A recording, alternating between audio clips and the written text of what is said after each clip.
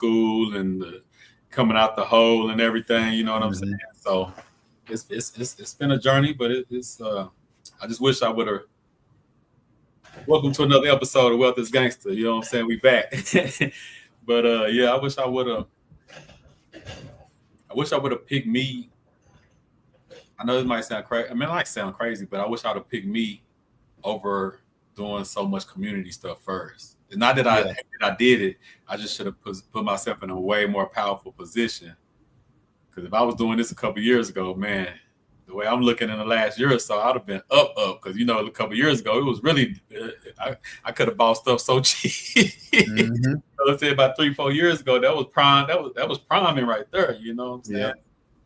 But we moving forward and everything looking good, man. Everything building. We just building and grinding and been loving these markets, man.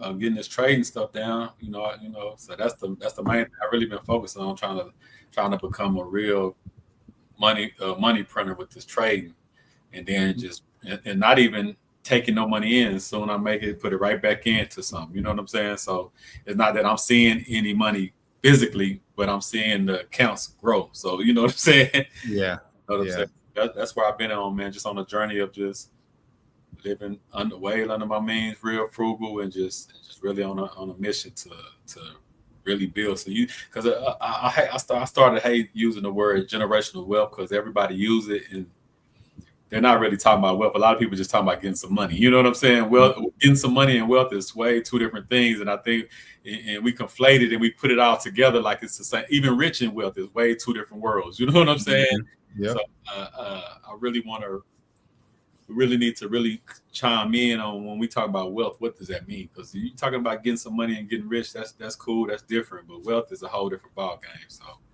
And, you know, like I told you last time, I've been really getting into this private equity game, man. So I'm really trying to get where them big boys at. Well, you know what I'm saying? The people that we hate in this world that runs the world. I'm trying to get into their arena.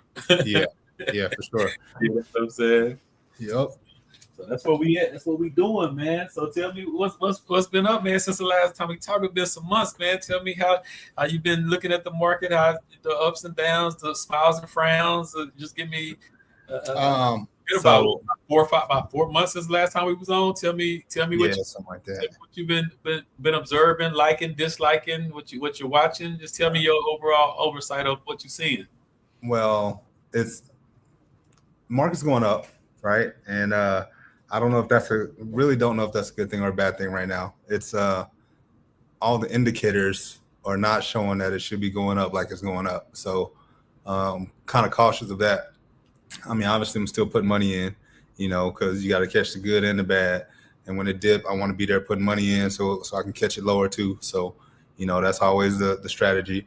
But with that, it's everything's looking like the market shouldn't be going up as high as it is. It should be stagnant right now, but it's still moving higher. So, you know, I'm enjoying that while I can. And then if it pulls back or when it pulls back, I'll be right there to catch that too. But starting from a couple months ago when we talked, when Trump took office, hold on one second. Yeah. Got a plane flying by. Your family overseas somewhere, man. So you know you might hear something. So can you still hear me? Yeah. Okay. So when Trump took office, I took a lot of money out of the market and I put it in cash because I didn't how it ebbs and flows with the stock market is either the market's going to go up for a little while when there's a new candidate or it's going to drop. And how divided it was with Trump, I thought it was going to drop. So I put money out of the market and I put it in cash. And then it did drop. So when it dropped like 8% or something. Well, no, actually, I take that back. It dropped like 11%, which was technically a pullback, right? So I was still watching. I didn't even put back in yet. And then it went back up to down 8%, and then I put my money back in the market. So while the S&P is up right now, like, you know, 2 or 3% or something like that for the year, I'm up like 10%, you know, because I got in while it was down, plus that gain, plus the little bit that it's up now. So that was the big move that I made so far this year. But other than that, I'm just continuing to invest, you know, keeping with the strategy, staying the course, you know, not diverting away from it too much and trying to not trying to chase shiny objects. You know, I miss Nvidia again. I had it on my list, my watch list. It dropped to $90. I was like, I need to pull the trigger, and I didn't. Now it's at 170. Heart hurt. And the same thing you told me about Planeteer. Didn't get in that early enough, and that's still going up. I mean, I got some of it because I got some different ETFs that hold it, but I didn't get into it directly. So I made a little bit, but not much as I should have. But it's all good though, you know. Yeah, it's the game. You're not gonna get it all. You got to just get what you can get, and once you miss it, you just got to wait back and miss it. Because that FOMO is trying to chase after you're gonna lose on that strategy. So once you realize you missed the train, you got to just like it's okay and just wait for the pullbacks and see how it goes. I ain't got enough money to make all the plays I want. So yeah, for real. Gotta pick and choose. And my thing right now, because that's what I'm waiting on. I'm waiting on some good little investments that I made some years ago that I'm cashing out on. I'm waiting that to come, and I'm like, market, just stay still for a minute, and it won't stay still enough for me. But this is what I mean. But I knew, you know, even though when we talked the last time, we talked about, you know, the president and candidate, and I was telling you why I believe what I believe. You know what I'm saying? And it's really panning out to be true, and to be frank, we haven't even seen nothing yet. Like, it's been a blast. You know what I'm saying? And that's it. And I really wish it wouldn't. I wish it wouldn't for a little bit longer. And I've been heavy since the last time we talked. I still buy like all my dividend plays. I still put into a few other stocks, but 80% of what I've invested into since the last time we talked, I've just been heavy with crypto so far this year. And it's me learning what XRP is. It's me learning what Bitcoin is about. It's me learning more about this technology because, like I say, if I would have knew what I know now about all these different, but I had 15 cryptos. Now I'm down to 7 because I'm playing with only the big boys. The meme things. I got a few memes, but that's like gambling. You know what I'm saying? And some people are gonna hit. So it's not a bad thing if you just got some money to gamble in it. But when you start realizing what XRP is going to mean to money transactions and how like right now Trump is trying to get a boy to drop the interest rates, or he threatening to fire the guy. So whenever they fire him or whatever, and they get the interest rates down to $1, that's going to be cool temporarily. Because what's going to happen is once the interest rate go down to 1.1 or 1.5, they're going to turn on a printing machine. So the next 3 years is going to be gold. It's going to be a lot of money coming in. But that's going to weaken the dollar at the same time. Yeah. But see, this is when we got to understand strategy, though. And see, this is the stuff I didn't know years ago, because I would just be thinking about inflation, this and that, or why they print all this money, because it's going to inflate and it's going to see the game plan is to print them to drop the interest rate, print the money, and America is becoming the crypto capital. There, like when we look at the deficit and all that. All the businesses that are coming back to America because of tariffs and all of this crypto, they say America want to buy a million crypto or whatever. I forgot the number, but they want to have the most crypto. They want to buy all the crypto they can. This is how we get out of the deficit. This is the game plan anyway. Don't mean it's gonna happen. This is the game plan, and that's what people got to understand. You got to have a game plan. Don't mean everybody's game plan gonna work, but once you realize the game plan, you got to set yourself up within that game plan, because there's nothing we can do to stop whatever they want to do. Like it, dislike it, hate it, or whatever. And this is what I try to tell people. No matter what you hate, how do you set up yourself to win? No matter what. That's the only thing you can control. You know what I'm saying? So you can feel how you feel, which is cool. You can do all that. What's up, NASCAR? Yeah, for real. But how do you win regardless? And that's my only thing that I'm trying to get people to realize. When we push out the feelings, push out the emotions, how are you going to win regardless? You hate them, this and that. Cool. How do you win? You know what I'm saying? And if we focus on, and that's all I'm focused on right now. So that's why I've been heavy on crypto, because by 2030, once again, going back to them printing money, them weakening the dollar on purpose, though, because we're moving from a fiat system to the deflationary system, right? That's why they're going into the crypto, the XRPs and other things, because they don't deflate as much as they won't deflate much as the dollar is. Yeah. So that's their strategy. So if you hate it, like it, or whatever, how do you win within the confines of what they're doing. And that's all I've been focused on. So that's why, like I still, like I said, I still do my dividend plays because that's long term. I hit it out the park with SoFi. I hit it out the park with Palantir. I hit it out the park with a lot of them because I understood this is what he was talking about doing. You know what I'm saying? So that's why I set myself up in the me. Okay, is that your game plan? That's what I was saying last year. This your game plan? Okay, well, let me buy this. Let me buy that. I really missed it on Palantir because my mentor told me when it was $6, grab it. I didn't grab Palantir until it was like 30.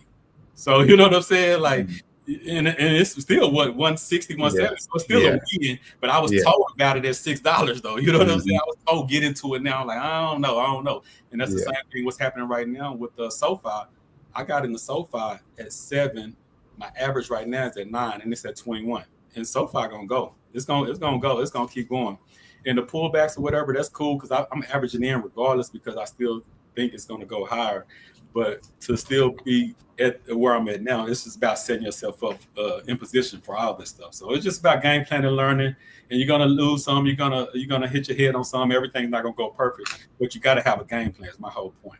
Oh yeah, for sure, you do. There was this portfolio that they did a while ago. It was from like 1930s to like 2010 about like what would be the best like diversification method to where you wouldn't lose money no matter what happened in the market. And this plan that they came up with only lost money twice. So 2 years it lost money. And then it was less than 1% both years that it lost. So, and then when it made money, it obviously made, similar to S&P 500. So, 10%, 12%, 26%, different percentages. But when it dropped, it wasn't dropping because it had assets like gold and other things in there as well to offset that. So it was pretty dope. And that was one of the things that I had and I use still. And I'm going to be dropping with my course when that eventually comes out. I'm getting ready, gearing up. Yeah. So it's coming. It's coming soon, man. That's what's up, man.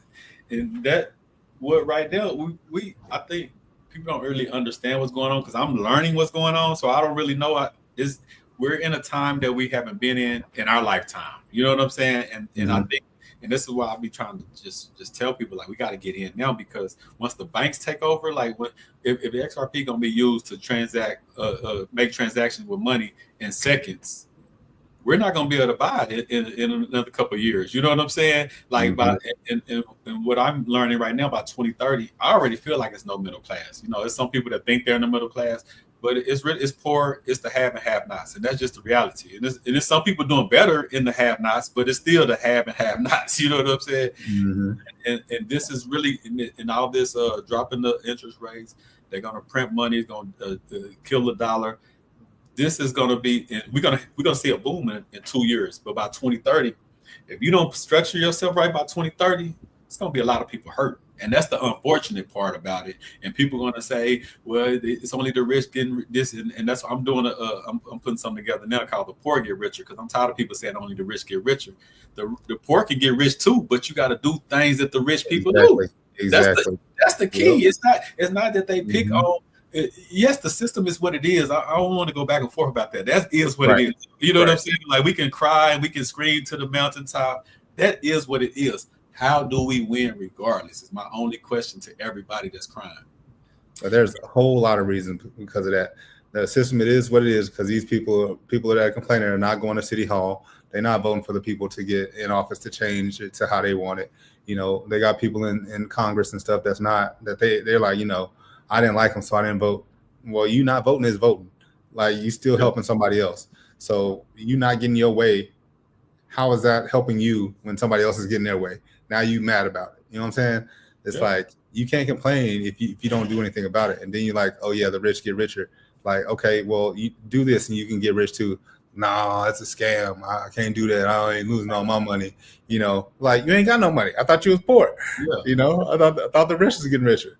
Like, so it's a catch-22 for most people. And how you were saying, like for us, like this has happened before.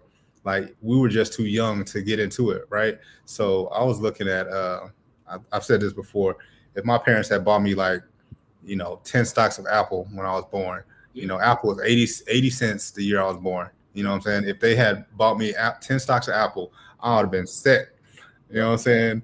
So it's like, yeah, stuff has happened, but it's like the generations before us, they didn't know about it, or they didn't try to learn about it, or whatever the case may be. They were stuck in their ways and thought the same way. You know, you said the key thing, and this, not even to get into the politics or nothing, but this is what I've been screaming to people. We're still operating thinking like our parents did.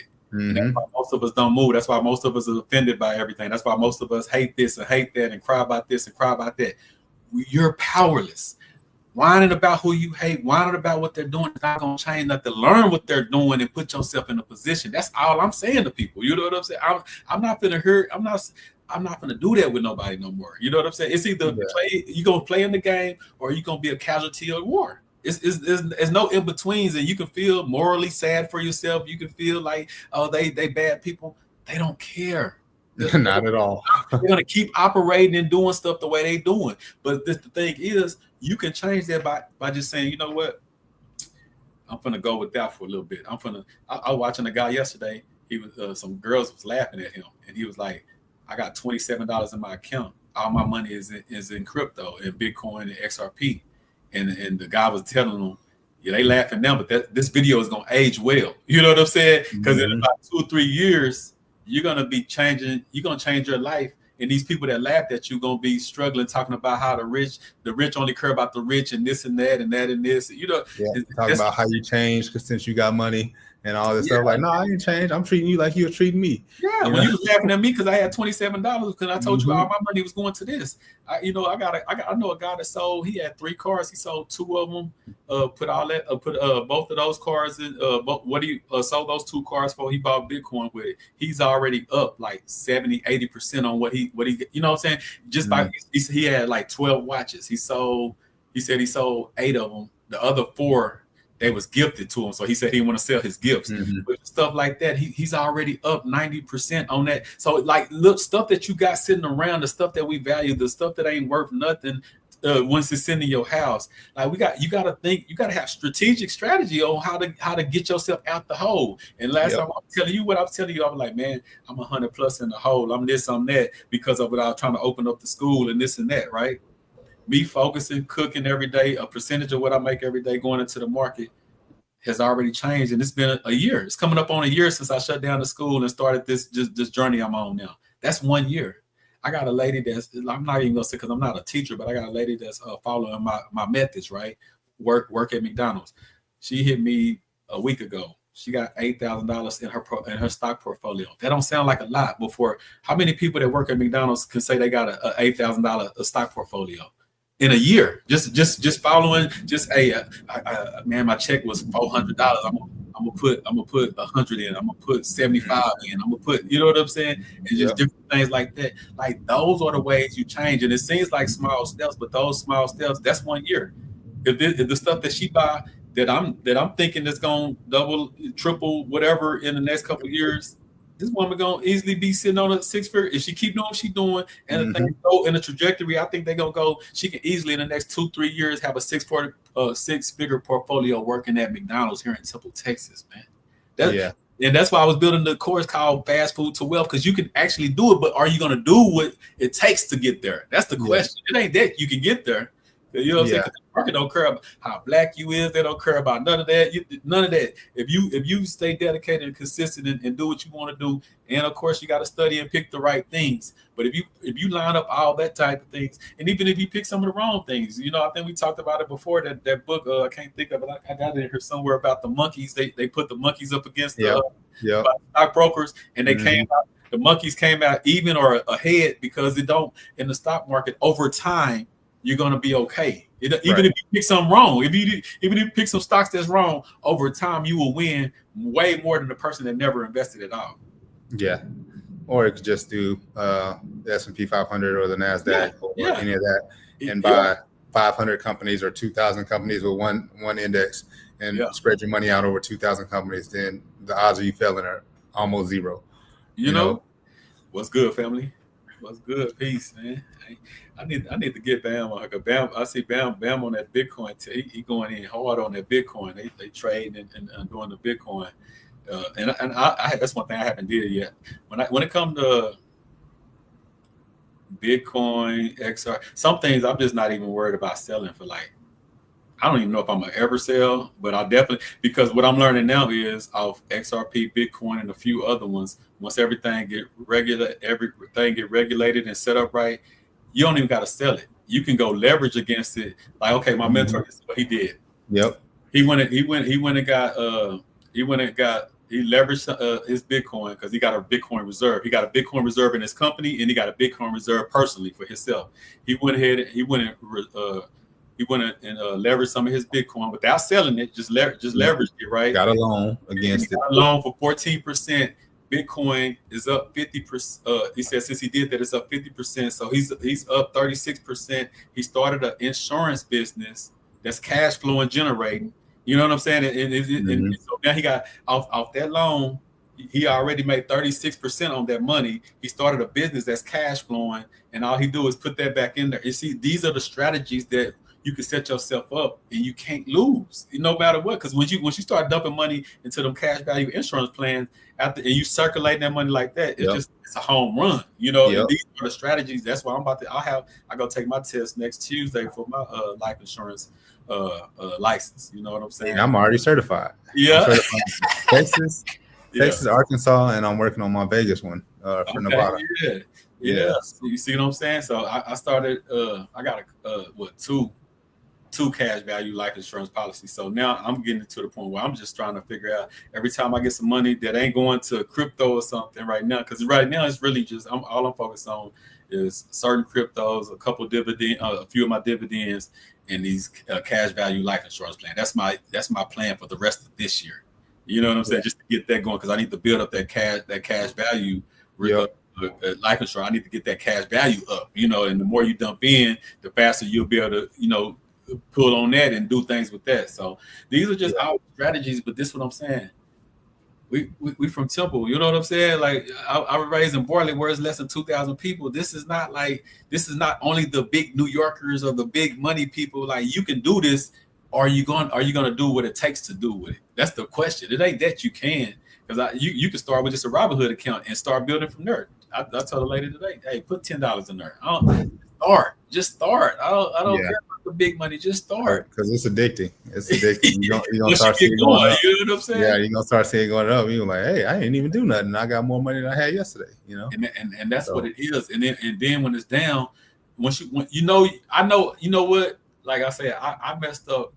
I always tell people I missed two opportunities to be already a multi-millionaire of crypto: 2011 and 2019. I'm not missing no more. But in 2019, I was a little bit more savvy than 2011. In 2011, I just blew it. I just blew it. You know what I'm saying? I could have put $100 and changed my life. You know what I'm saying? So it wasn't even a thing. But 2019, I still didn't know what I was doing. But what happened was, I think I was in at 18. I don't know, because I know when it went up to 20 something is when I sold, and then I would buy. So I was using it as a trade. I wasn't using it for long term thinking that this is going. You know what I'm saying? Like, I didn't have that insight. I was just using it as, oh shit, I put some money in there, it's up. So I was swing trading it, and it's some things you can do that with. But if I knew what I knew about what this is now, I would have just been sitting and buying and now I'm happy when it's red. I'm happy when the markets are red. And that's when you know you crossed over and your mindset is ready. When you happy on red days, or you looking forward to red days, like today I want to buy some stuff. It just got all green. So I put a little bit in there, but I'm like, I want it to be red. It depends on what you're looking at. I had a lot of red today. Well, that's what I'm saying. But see, that's why I say I'm heavy on my crypto right now. I didn't even look at I haven't even opened up my Charles Schwab, my Vanguard. Those right there is automatic. So those are long term. I'm talking about like the stuff that's in, like, you know what I'm saying? Like the cryptos. That's why I say I'm in crypto right now, real heavy. I'm dumping everything in crypto because I know that this next year or two is going to be a span that's going, those windows going to narrow. Like once America start buying crypto, Bitcoin, the regular person ain't gonna be able to buy it no more. I was seeing a thing today that they already figured out ways that they can cash cash us out, trying to figure out how to get people to sell if they get to a certain number, or they're trying, because they want to hold all that. That's where the wealth gonna be at. So that's what I'm saying. I'm like, those type of things now, like, nah. So yeah, I'm buying, like, even XRP was at 306 a day. I don't care. I think my average is about $2, because I started at 60 cents, 70 cents, and it's like 210, and it's at 3. And I don't care, because I think it's going up to 100. I think it's going up to 200. I don't know where it's going to go in the next 5 years, but I know $2, $3 right now. It seems high right now, but in 5 years, you're going to be wishing you got in at $3. Yeah. So that's just my strategies. That's why I say I'm heavy on the crypto right now, and then everything else is just like dividends, and then just. I'm glad I bought the SoFi. When I bought them, I think I got like 600 shares of that now. You know what I'm saying? I got it at $9 though. You know what I'm saying? I had like 500 or something, a little less than 600. So now stuff like that, I'm not even putting no money in. I'm just gonna let it roll. If it ever makes a big, you know what I'm saying? If it comes back at least by 10, 15%, I'll do it. But I already got enough shares that I don't even got to worry about that one. And I got a few stocks like that I'm just watching, because I built up on it when it was so low, and now it's so high. It kind of like, I ain't gonna say defeats the purpose to keep buying now, but it just makes sense for me to buy something else that's lower. You know what I'm saying? Yeah. So that's where I'm at. Yeah. And let those profits keep growing. Yeah, just let that profit. And I haven't even been swing trading. I haven't cashed out on nothing. I just been putting money in. That's what I'm saying. I was more of a swing trader, and the only thing I'm doing now is about cashing out. Is just my stock, the options, and so that's my swing trade instead of swing trade stocks. When I buy crypto, I'm just buying it. I don't even want to cash out right now. Maybe I'll change that plan in the next couple years or something. But from what I'm learning, from what I'm seeing, from what I'm being taught, and from what I'm seeing my mentors doing, and they starting reserves, like personal Bitcoin reserves for their company. So I'm like, dang, I need to have a company that's got a Bitcoin reserve. I need to have a company that got XRP reserve instead of just me personally. So, you know, I'm just watching the big wigs and what they're doing. And now we in the crypto week, you know what I'm saying? And America wants to be the crypto capital. And people can laugh at it. People can hate the guy that's doing it. But why you hating, why you laughing? Are you putting yourself in position to win? That's the question I ask everybody. I get it. You hate him. He's the worst person ever. I get it. Kudos. After all that, then what? Because you still got to put your family in a better position. That's your job, to put your family in position. So you're gonna tell your family that we asked out because I hated the person that was setting up stuff, and I hated him so much that I ain't even care what he did. I just kept going to the mall and kept buying bullshit, and I kind of knew. I was told that it was, and he the first president ever that came out and say, "Hey, buy now." And people like, man, that's crazy. Why would he say that? Every time he said, I'll do it. I'm just being real. Every time he said, and I haven't lost shit. You know, so that's what I'm saying. We got to take the feelings out of it and really figure out how to move. And that's why we start to show powerful conversations, because I want us to start thinking power. I don't have feelings for this type of stuff. I'm not in my emotions when it comes to building wealth. You know what I'm saying? I'll sit down with you and everybody that can put me in a whole different position. I'm learning from white guys, black guys, super religious guy. I don't care. I want the information. You know what I'm saying? Yep. And you might say some stuff I don't like. You might say some stuff I disagree. I don't care. I'm there for the information that's going to put me in a more powerful position. But you know, us, if we hate somebody, they can tell us how to change our lives, and we'll stay the same because we hate them so much. And that's unfortunate. Yeah, that's some people. I can't bring myself to hate somebody like that. It's not even like, there's almost nothing you can do to me, you know what I'm saying, to make me hate you. Like, because I know at the end of the day, you're going to go home and you're going to sleep comfortable in your bed, and I'm going to do the same. Like, and we're not going to be thinking about each other. So if it's something I can change my life, change my family life for the better, I might not like you, but I'm still going to take that information and put it to use. Take it and apply it. Take it and use it. You know, don't just take it, because there's a lot of people, I tell people information all day and they ain't did nothing. They just, you know what I'm saying? I had my sister on her for a minute. She bought a couple of times, and I had checked on her for about a month. So I checked on her thinking she's still doing it. She's like, oh boy, no, it wasn't red. I was like, girl, that's the buy. Like, buy. That's when you buy. Like, so you only want to buy when it's green? It's a bad strategy. I mean, if your dollar cost averaging, it's not a bad strategy. But if you're only going to buy when it's green, that's a terrible strategy. You know what I'm saying? If you're buying regardless, I'm cool with that. If you're buying regardless, you know what I'm saying? That's if you're gonna tell me you buy green, let me know that you buy more when it's red. Like me, I buy when it's green. You know what I'm saying? If I'm gonna put 100 in some when it's green, I'm gonna put 200 in when it's red. You know that's and if you're doing that, I salute that. But if you only buy when it's green, that's a losing strategy, man. Especially when stuff at the tip top. You buy stuff at the tip top, and then when you come back, you looking crazy at me like I told you the wrong information. No, I told you red days are shopping days. You know what I'm saying? But you said two really important pieces, man. One, like people going to the mall and stuff, they think that that's like value. They think buying Jordans and stuff that they can resell them and get their money back, or flip them and make more money. Like they're using clothes and shoes as investments. Those are not investments, not at all. You know what I'm saying? That's number one. Number two, emotion. Like you cannot have emotion in this game. Like you just have to have discipline. You can't have emotion. You have to have discipline. And know your numbers, know your stops, and all this other stuff. Put that in if you swing trading, and knowing if you're buying and holding. Okay, I'm putting money in here regardless. I'm not even gonna look at it. Have it going in automatically. Like set yourself up for success, but don't. If you have emotion in it, you need somebody else to do it for you. That's what I'll tell anybody, because you'll look at it, you'll see red, and you're like, all right, sell. It's like, all right, I lost $20. Oh, I'm selling. Like $20, that's nothing, you know. Yeah. Look at what you up. Yeah. You know, it's not like, I mean, all the people that I've taught to do this stuff and they've done it, they've seen green.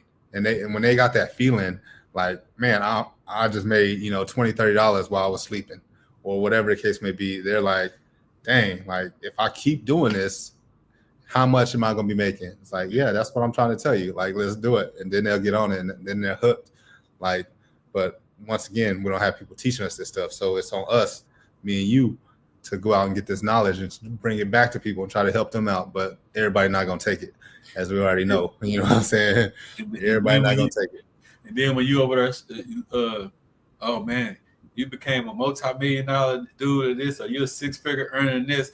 Oh, why? No, I was telling you the whole time. You know what I'm saying? And this is what I like about what I'm doing, because I never want to act like I'm some kind of guru or nothing. No, I'm a regular guy that's just trying to figure it out. And that's why I like doing this stuff, because I'm learning while we talk about it. It's not me coming on here saying that I know it. That's why I'm so transparent on my ups, downs, and how I could have been this, or how I sold when I shouldn't have had it. Because I understand their feeling. You know what I'm saying? I had those same things. It was green days, I sold it. When it was red days, I sold. I was scared, thinking it was gonna crash all the way out. I understand the feeling, but you got to get over that hump. See, I didn't have nobody that personally could tell me, Tony, get over that hump. You know what I'm saying? It's okay. Me either.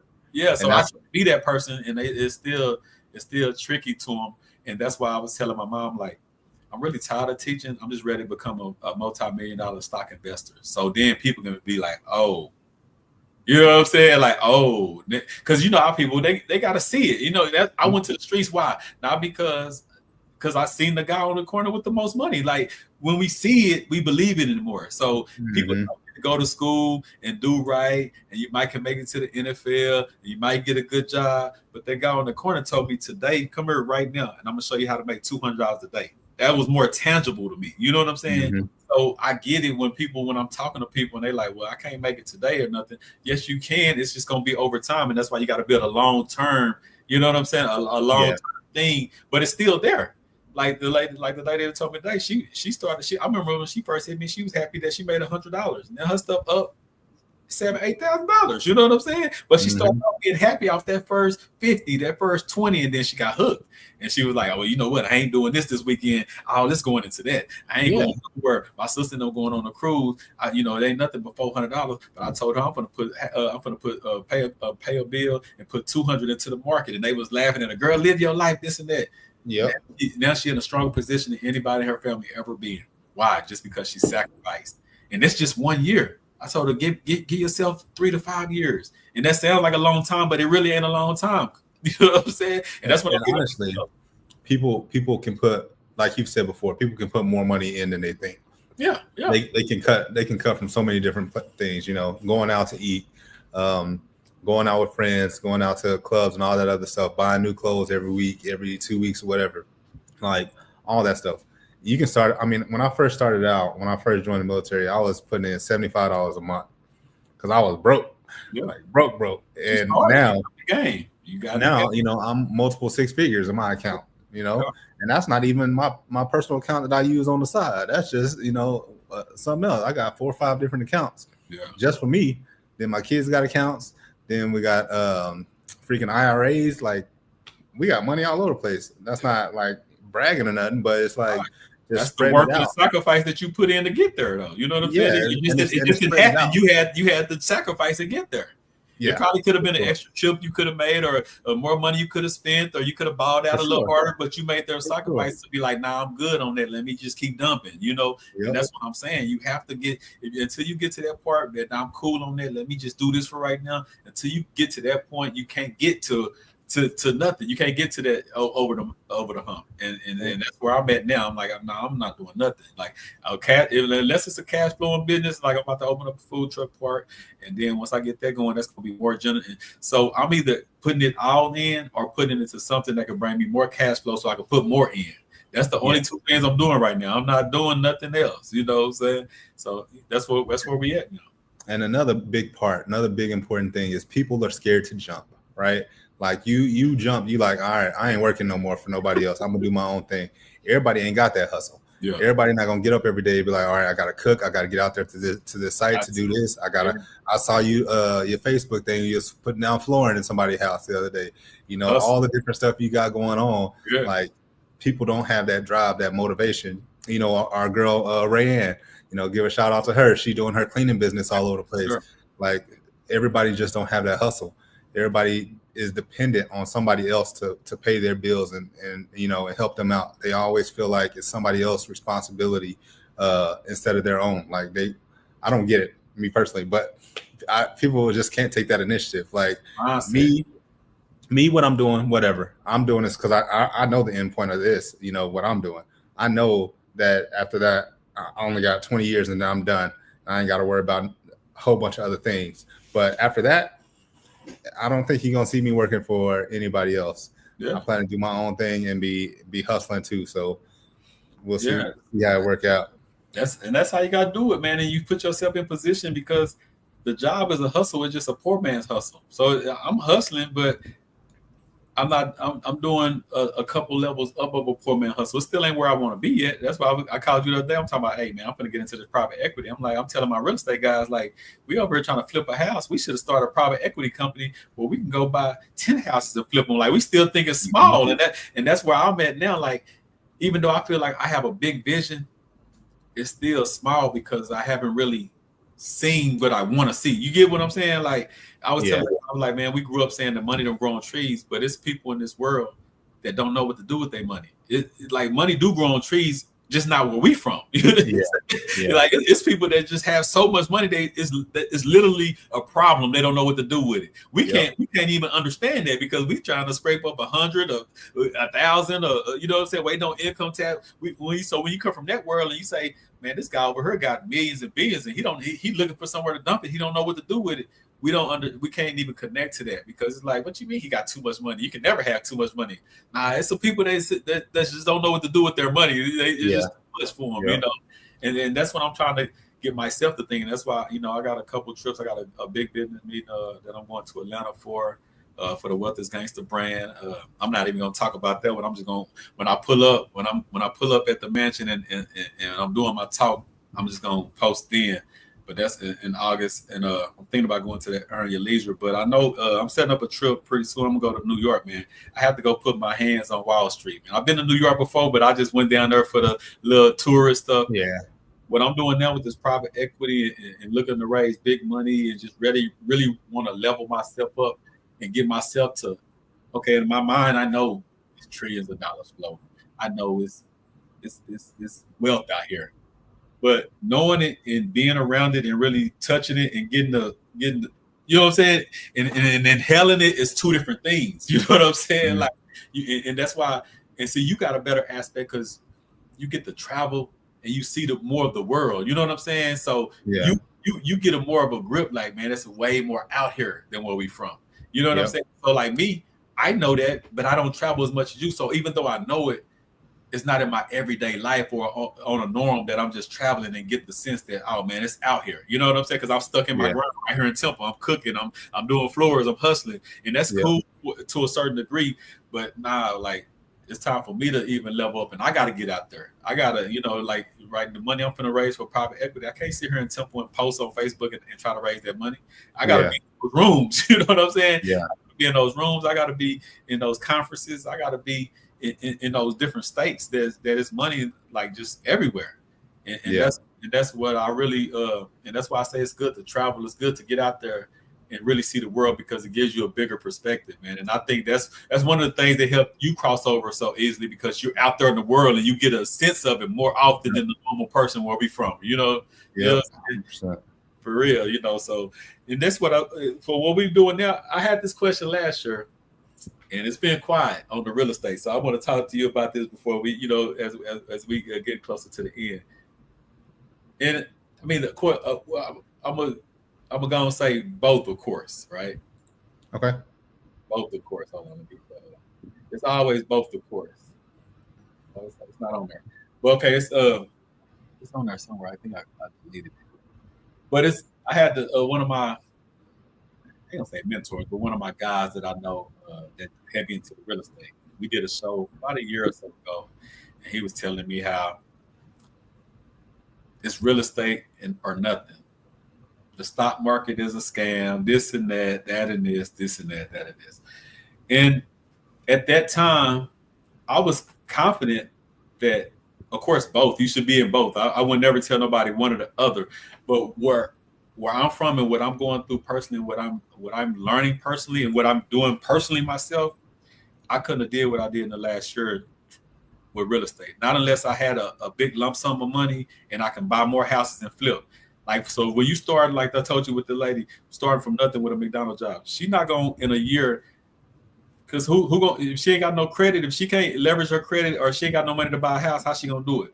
But I can start her with $50 a week, or do to her in the stock market to change, you know what I'm saying, and put her on a different thing. So and when you when you see millionaires and billionaires, 85% of millionaires and billionaires are into real estate. Mm-hmm. But 100% of them are into stocks and private equity. Mm-hmm. Private equity and stocks is pretty much the same, because all you're doing is buying businesses. You buying them differently. In private equity, you buying whole businesses and stuff. But the stock market, all we doing is buying into businesses. That's all we doing. We buying into business. I ain't gonna say American business, because you can buy worldwide businesses. But for the most part, you're buying American businesses. Like when you buy into the S&P and all that, that's that NASDAQ, those are just American businesses. That's all you're buying into.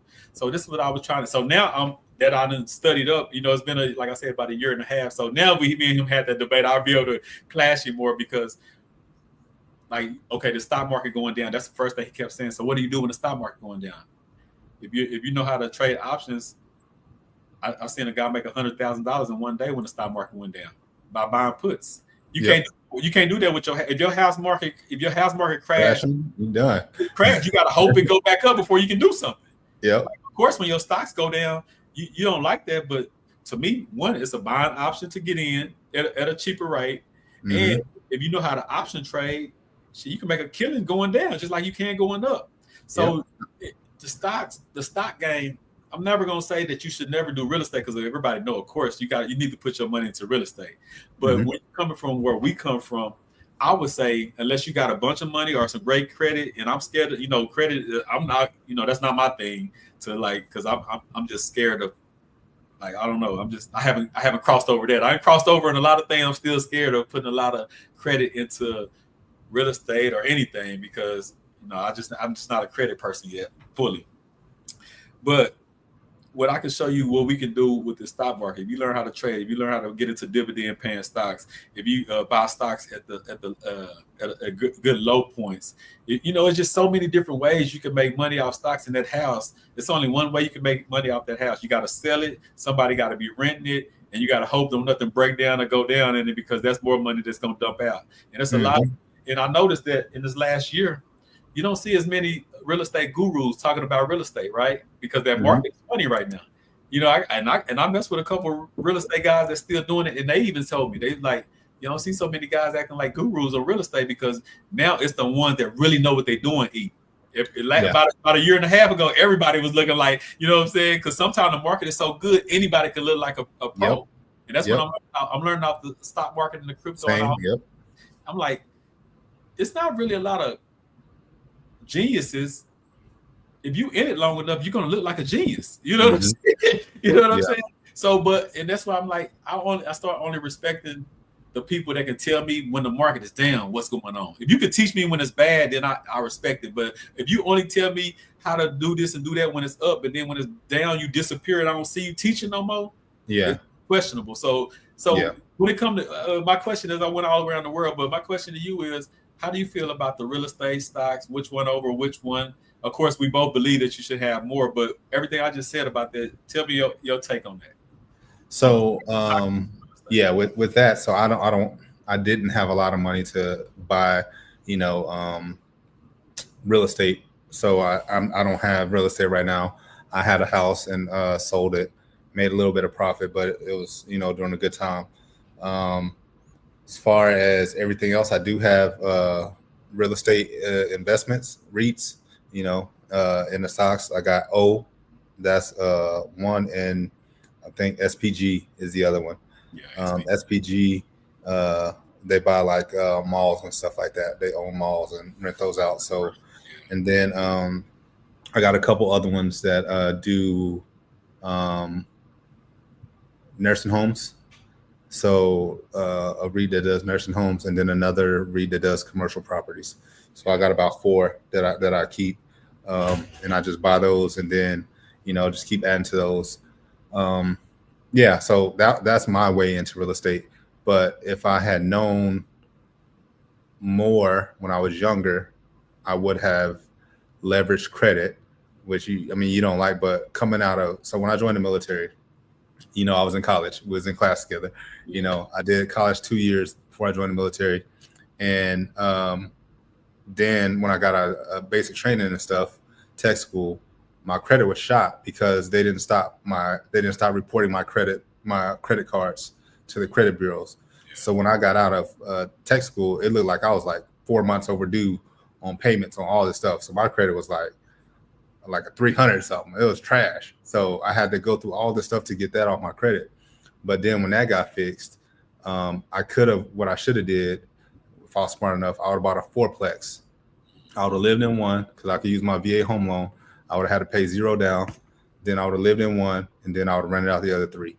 And then I would have did that for however long I needed to. And then once I had enough money, I would have bought a bigger property. I probably would have sold the fourplex and bought a bigger property, had a property management company, and then that's how I would have got into it and built my wealth in real estate.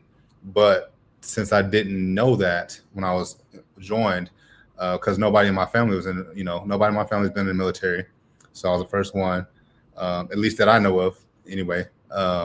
So, and then didn't know about all these benefits, and then when I did know about them, I didn't have the credit to do it, didn't have the money to do it. So it was like, okay, well, I can't do that. And then I went overseas, so I wasn't doing it from overseas. So like a whole bunch of things just came into play where it could have been a really good opportunity for me, but I just didn't have the knowledge at the time, and everything just wasn't coming together for me at the time. So that wasn't the way that I was going to get into it. If I did it now, I would do, OPM, other people's money. I would do that, the private equity type thing. I would find an apartment complex, and then I would get somebody, a private equity company, to pay the down payment for me, and then I pay them back with interest, and then also be able to pay the mortgage and make a little bit of money extra. So that's one of the things I actually plan to do here in the next couple of years. I already told you that I was looking at apartments already, so that's gonna happen. But yeah, I plan to get in real estate as well. But the main reason people get into real estate is because of the tax write-offs that you get from it. Yeah. So if you talk to most people, they don't make their wealth in real estate. Exactly. They make their wealth in something else, and then they branch out to real estate because real estate gives you so many tax options to it and tax write-offs that you can put, you can add a room to a house or buy a house, and now you can write off almost all the taxes that you would have to pay for that year, or buy a building that you're using for your business. Now you can write that off. The depreciation, you can get, you can do that. The same thing for cars and home offices. Like there's so many different tax write-offs that you can use for real estate. So that's the biggest reason why people do it. And obviously, if you do apartments and stuff like that, it's a steady income because you have tenants paying for stuff, and so it's a win-win, really. Yeah, and see, that's the knowledge I didn't have when we had the debate, because it was the way he was putting it is like it's a gamble in the stock market, and real estate is the only way.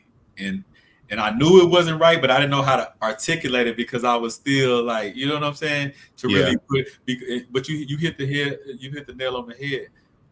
The millionaires and the billionaires into real estate, they got their money out businesses, stocks, buying businesses, private equity, and the real estate play was to over time build some wealth. But at that moment, it's just to stack. Like I just said, it's some people with so much money they don't know what to do with it. They need to buy real estate so they can write it out because the government gonna come forward if you don't do something with it. You know what I'm saying? So it is not that they get rich off real estate. They dealt with the real estate so they can play with everything else they doing. And that's what I'm learning with equity. And then private equity, that's something, that's a whole nother ball game.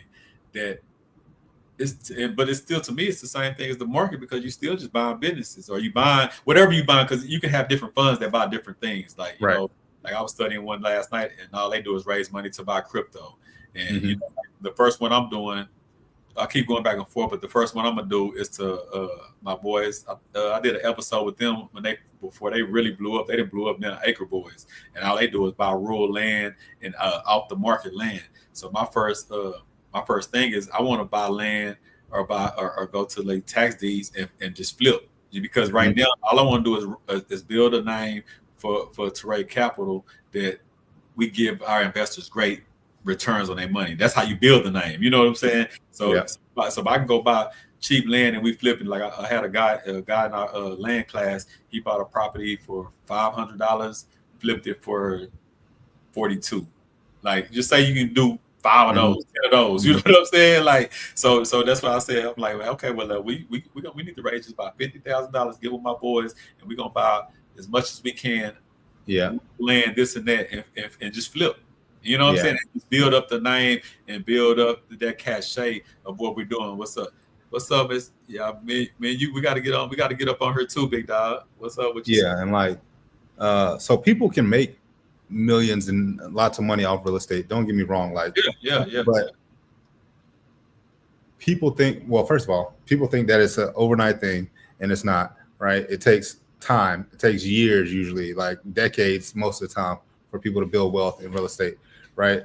Yeah. And two, the people who don't take that long usually are over leveraged.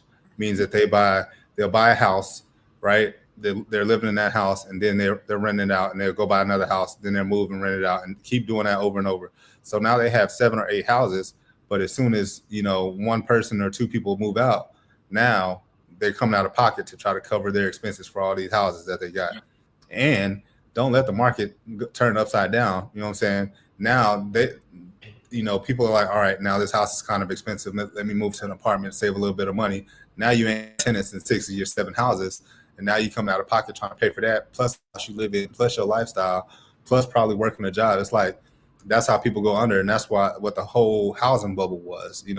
People were buying houses that they couldn't really afford, and people were buying multiple. And then when the market went upside down, people couldn't afford to pay their notes and their mortgages, and then boom, just popped like that. So, and the thing about the real estate, like I have a guy, he told me last time I talked to him, I need to check back with him, but he said, man, we getting ready to sell most of the stuff in their portfolio, and we didn't get into the weeds of what's going on, but that lets me know something is going wrong. If you get to that point where you ain't just at the top and you are already thinking about, that means something ain't going. And what I'm starting to see is what I thought was a good thing when people buying houses and a lot of these people only getting $200-$300 a month. You might be making $1,000, but you owe the bank $700-$800 every month. So you might be profiting $200-$300, but what if the people move out and you got to cover that whole $1,100 that month? You know what I'm saying? So you go through 4, 5, 6 months of that, and then somebody do come in, you still only profiting 2 or 3.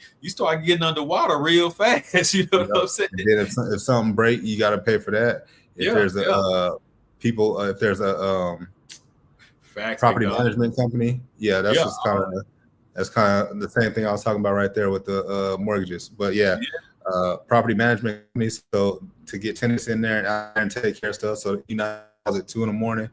All that type of stuff. You got to pay them, and then insurance you got to have, like all the stuff. And then it depending on where becomes you are, if you're not really situated in like BlackRock, they just buying all kind of real estate, but they situated for that. They sitting on trillions. So I'm talking about the everyday person trying to build wealth. It's harder to try to build wealth like that. Now, if you already got wealth, that's a different ballgame. We're not talking about you. You can do whatever you want to do because you're going to find a way to finesse it and write it off anyway. I'm talking about we're talking about us trying to build wealth from starting from very low to little to nothing. That's not the way that I thought. And this is what I mean about always evolving and learning, because what I thought was the best ways to get wealthy a couple of years ago, I'm learning that it ain't. And we gotta forever be learning, and the game is steady changing. Like I said earlier, we're changing over paying systems and all that. And if we don't really learn that, we're going to be behind the 8 ball again. You know what I'm saying? Like my mentor always say, cash is trash, and we know that, but we got to cash flow is king. So we got to forget sitting on cash. We got to figure out how to keep on cash, and when we flow the cash in, what does that cash go into? That's not going to get hit by inflation. You know what I'm saying? Because inflation going to happen regardless. People saying, we haven't had inflation in the last few months. You know what I'm saying? But it's coming, especially if they want to turn on that print machine. It's going to be crazy in like 2-3 years. We're going to have a couple years where everybody's shining and paper everywhere. But I'm already thinking after that, when that inflation kicked back up from the shining, like we did when people was getting them COVID checks, I said, it's cool right now, but in a couple years, everything going to go up, and it happens like that. So we got to understand that when the money's flowing in, cool, but understand what's going to come in on the back end of that money flowing in, and set yourself up in position that you're going to be good when the backdrop comes. When you know what I'm saying? When all the stuff that comes from the money print, because you can't just print money. You can't just do that. You know what I'm saying? Not to get it, and not with a bad consequence later. You're going to be good for that time. And so that's our main thing, man. And that's why I really want to get back on these shows and just getting these conversations going, because it don't just help me and my strategy, talking to you and just talking about all this stuff going on.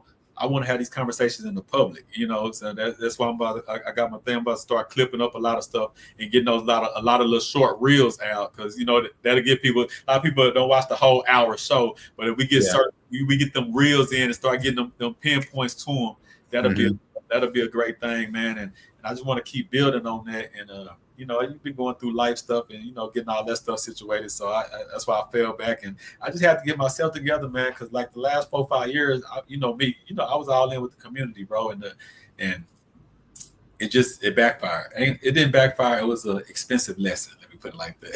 It's an expensive lesson that I think that's going to pay off in the long run, though, and that's why I'm not even mad at it, because I think that 100,000+ whatever that I went in the hole with. It was really more than that. I'm just speaking for the last couple of years. But if you take over the last 5 years, it's probably a $250,000 that I'm in the hole trying to build this stuff for the community. You know what I'm saying? And I'm like, bro, if I'd have put that into this and that, do you know what that would be right now? if I'd have put $250,000 into what I'm doing now 5 years ago, I ain't no telling where I'll be live from right now. Yeah, that's true. But at the same time, you don't know how many lives you've affected with the community. Exactly. That's why I said it was just an expensive lesson. And we still coming back. We still got the CEO Youth League Academy, but I'm doing it. And that's why I say it was an expensive lesson, because the way I set it up now, it's going to be a whole different ballgame. The way we teach the rules, the regulations, and just the free stuff. Like I'm gonna have a couple free events that's in the park and stuff a year. Everything else, you got to pour back into us. I'm making you pay for my value. If you don't see value in it, then we just ain't gonna do nothing. And I'm sorry, because they was using it against me, because they know I'm trying to save every kid I can. So even if you ain't got the money, just come on. Yeah, exactly. Parents started using that against me. They know he's charging this, but when I show up, he ain't gonna trip, because all I gotta do is tell him I'm broke. Then I see you on Facebook shining. I'm like, damn, you just told me you broke. What you doing? Yeah, you doing this? Like, at least block me. How you gonna tell me you broke? Post on Facebook like I can't see it. Like, at least block me so I can't see it. So that's why I'm like, man, you know what? I have to toughen up on that. And am I gonna lose some kids? Yes, but the system in the school and everything I build is gonna be better, because they're gonna see, they're gonna be more thankful and appreciative of the value. And that's what I need. I need them to appreciate the value that I'm trying to give. You know what I'm saying? So that's just where I'm also at. The worst part about it, man, home is the worst place to do it. Oh yeah, for sure. It's because everybody knows you and everybody gonna want discounts and nobody wants to help. It seems like I mean, this is anything. This is, from the music to anything, start a business, anything. Being at home is just not the place. People will support you from out of town that don't know you more than the people that know you, grew up with you your whole life, your friends, your family, all that stuff. And it's crazy to say, but it's a lesson that people have learned over and over. You know what I'm saying? Speaking of my guy right here, never met in my life face to face, right? He seen me do an interview with my guy, and my homegirl on that podcast. Never, we still have never met. We talked and stuff, and we gonna do some podcasts because I was just talking about what I'm doing in Temple, trying to do the school. I'm all by myself, right? He's got after that podcast, he hit me up. He's like, man, you ain't by yourself. I'm out here in Florida. I love what you're doing. Cashed out me some money. Still have never met. Done more than people that I've been around my whole life, just like that, just out hearing what I'm trying to do. Yeah. You know what I'm saying? So what you're saying is true. Like, just get out there. And that's why I say with the movement I'm doing now, you're going to see me traveling more because I have to get out there in the world. I can't sit here in Temple and want to do this huge, big stuff, but I'm just sitting in Temple. Like you. So that's why I say, man, I was looking up, man, I'm going to set up a trip. I'm going to Greece, man. I'm going to get out there. Like, I'm really going to move around for me to experience stuff, meet people, but just take on a different part of my life. I've been here on the ground just grinding for years. I got to get out there in the world, man. Hey, meet me in Vegas when I get back. Oh yeah. Matter of fact, I'm gonna be in Vegas last week of September because my security company, they doing an event out there. But and the I don't even want to say it wrong, but when I'm getting my insurance license, that they're based in Vegas. So all the people that Cameron, Cameron, yeah. He in Vegas too. You know what I'm saying? Yep. And my guy Steven. I hook up with him and do the training and all that stuff all the time too. Yeah. My guy Steven, he in Vegas, my security team. So I got a team out there. So you get back, I'm definitely pulling up, man, because we gotta really connect this and really make moves. I definitely want to sit down with you with this private equity because it's some big stuff that I'm learning on that, man. And then we just got to continue to do what we're doing, man. So I know you overseas doing your thing. And what time is it? Where you at? What time is it? It's 4 a.m.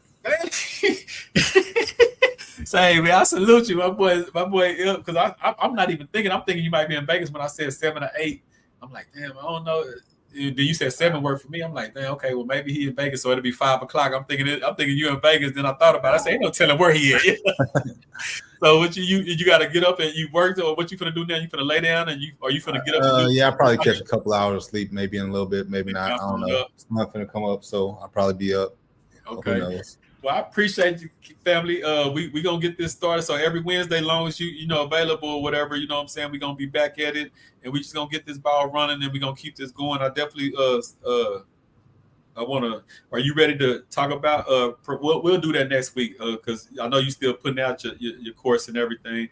I still want to do the Stocks to the Moon children book with you, so we'll talk about that. So we'll get things back going, and we'll start getting places where people can go, like the sites and wherever you want people to go. And tell people where to follow you at, how they can contact you or anything like that. Yeah, you can follow me on Facebook, Trymaine Kelly, at Trymaine Kelly. And then on what am I on Instagram? I think it's tkelly2201. I think that sounds about right. Yeah, so, we'll get all that together, man. So I appreciate you being a soldier coming up because I didn't know where you was at. I definitely didn't know it was 4 o'clock in the morning where you at, man. So I appreciate that for coming on. And I look forward to chopping it up with you next week, man. Let's get this back rolling and keep going nonstop, man. So thank everybody for tapping in, like, share, subscribe, and we'll see y'all back next Wednesday at 7 p.m. Peace. See ya.